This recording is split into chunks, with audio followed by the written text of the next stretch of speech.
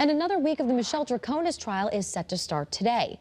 Last week, prosecutors showed the jury another state police interview with Troconis following the disappearance of Jennifer Farber-Dulos. On Friday, the defense started its cross-examination of retired detective John Kimball, which will continue today. And you can watch it all unfold live on WFSB Plus.